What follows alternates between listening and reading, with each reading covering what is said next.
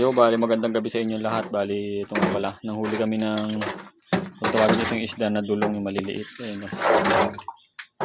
ayun sila. Ito yung isda na galing sa dagat tapos umaahon siya papunta sa tubig tabang.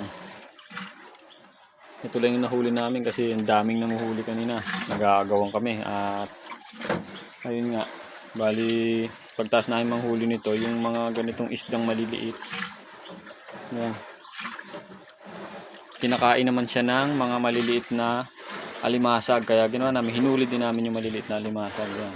Bali, ito naman sila. Yan. Nakita nyo ito. Diba?